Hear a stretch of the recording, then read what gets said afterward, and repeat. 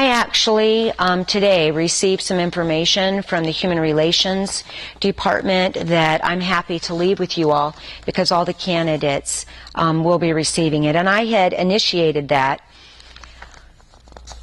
Gilbert has the lowest employee ratio per 1,000 residents of any municipality of any significant size in the valley, and I believe it is actually in the entire valley, but I won't make that statement because I'm not going to be able to be completely firm on that.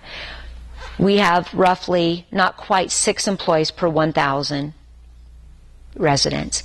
Comparatively, Tempe has 12. Now, the only reason I'm using that is that we go back to the earlier point about efficiencies.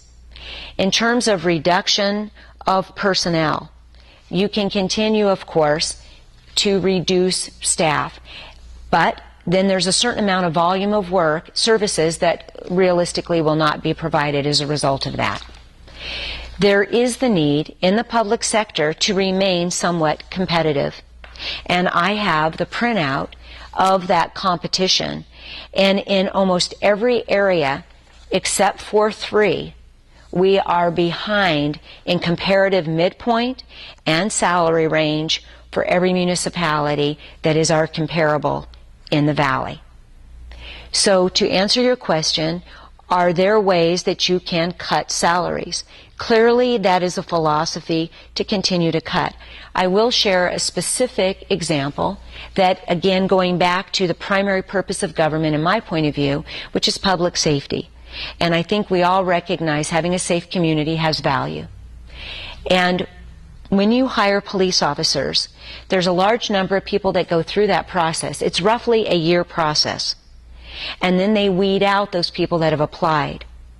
Just bringing on, before they even are sworn in, just that process of going through qualifying candidates, examining candidates, and getting them through an academy is a $100,000 investment.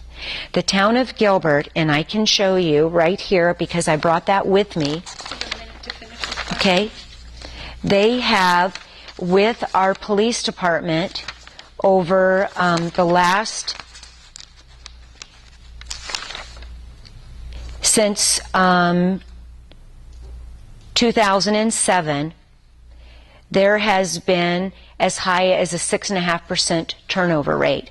There was 14 police officers that resigned in 2007. That's roughly over $1 million lost.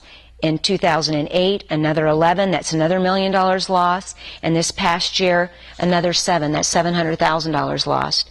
When we have done the exit interviews, one of the reasons is the town of Gilbert lags in terms of benefits, in terms of competitive salary.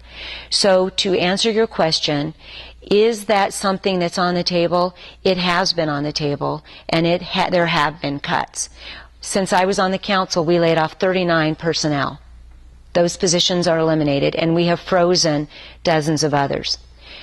I do think you have to look at it in terms of the totality, going back to the stakeholders.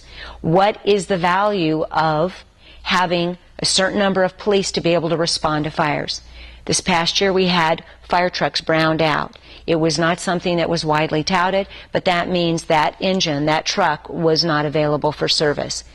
It may not be as visible to people because we have been fortunate, but crime is not, public safety isn't something you can turn around on a dime.